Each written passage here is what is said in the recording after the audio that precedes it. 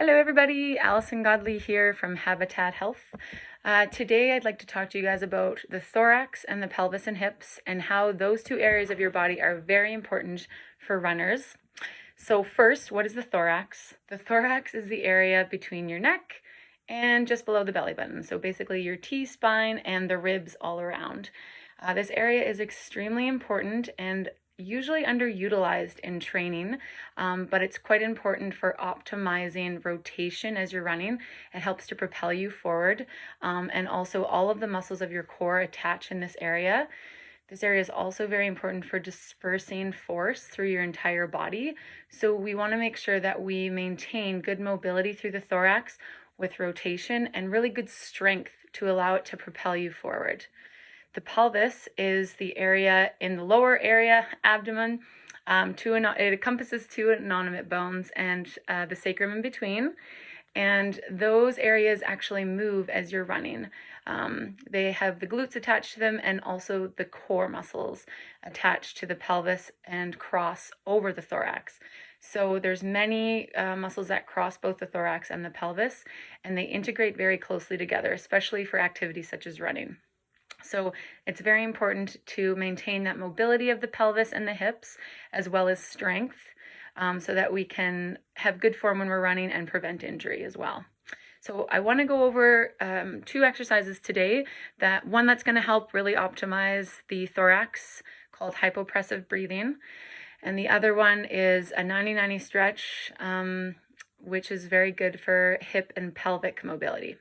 So first I'm going to go over hypopressive breathing. So hypopressives have traditionally been used for training pelvic floor for women because it's very important for helping create core strength without having the pressure downwards.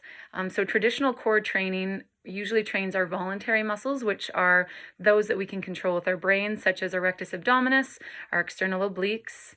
And that's great. So things like crunches and planks, those are what train those voluntary muscles, but we are missing out on our involuntary muscles when we're not doing things like hypopressive training and balance training.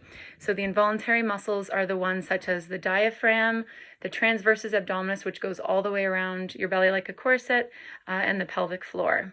So those muscles are super important, especially for things, activities such as trail running, because we really need those muscles to kick on if we all of a sudden hit a pothole or if we have a fall. We need those muscles to be able to come on quickly so that we don't have an injury. So hypopressive breathing has two phases. One is apnea and the other is just a rest breath.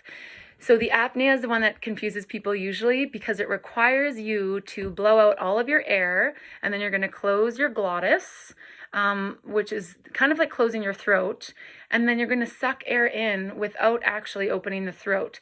So it looks like when you were a kid and you wanted to show your ribs, you would suck your stomach in really, really deeply. That's kind of the movement we're doing, but we're keeping our throat nice and closed. Before attempting hypopressives, I want to make sure that you are not contraindicated. So do not attempt hypopressive breathing if you have any recent abdominal surgery, if you have high blood pressure, any kind of issue with your cardiovascular system, or even if you have pressure headaches. I would avoid doing these exercises. Okay, so I don't have much room in here, but hopefully you can see my abdomen. So I'll start on my back, and I'm going to take a couple deep breaths first, pretend I did that. Now I'm going to go right into the apnea because that seems to be the most complicated part of this breath. So I'm going to take a deep breath in, and I'll let it all out. I'm going to close my glottis and suck air in.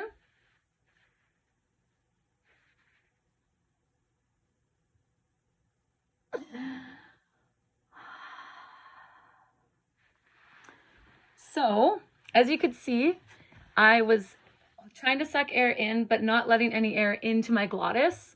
And I'm drawing the belly button up and trying to create that upward pressure, which is going to tone my involuntary muscles. So that's what we call apnea when we do a hypopressive breath. This can also be done in an inverted position, such as in child's pose, or sorry, not child's pose, puppy pose, like this, or in downward dog.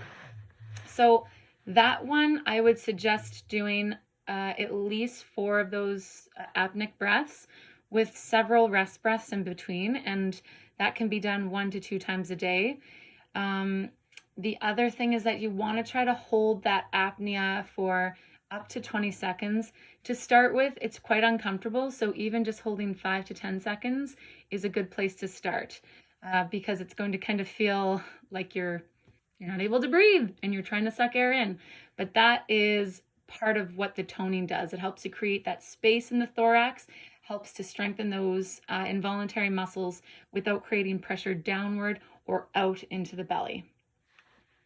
Okay, the next exercise I want to do is called the 90-90, and this is for your hips and your pelvis. And what it does is it helps to create some space and release through the deep rotators of the pelvis so that you have better mobility, and then your pelvis can interact better with your thorax as you're running. Okay, so basically what you're going to do is you're going to get into a position of 90 with one. So this is creating a 90-degree angle. I'm also going to bring that other leg level, so another 90-degree angle with this leg. And then what I'm going to do is I'm going to act as if I'm trying to first push both feet into the ground, so downward pressure. And then I'm going to try to bring my knee and my ankle towards each other. So I'm pulling both legs together, but I'm not actually doing it. It's just an isometric contraction. So they're not actually moving. We're just creating that pressure. So we're going to hold that there and lean forward slightly. And we're going to hold that there for at least 45 seconds. So you can put that on the timer on your clock, and you're going to create that pressure forward, pulling with both legs, holding it. Some cramping is normal. If you need to rest in between that, you can do that.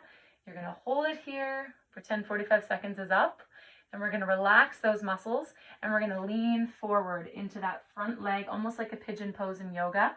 And we're going to take some deep breaths. Now we're going to hold this position for 45 seconds, okay? Now, I do both sides, and I like to go back and forth at least twice on each leg, so you can swing your legs around the other direction, and then you're again in another 90-90 position, and again, you're going to go through the same thing again. Alrighty? So those are my 2 exercises for the week to help to optimize your thorax and your pelvis. Let me know if you have any questions, and please don't hesitate to give us a call at Habitat Health. Thanks, guys.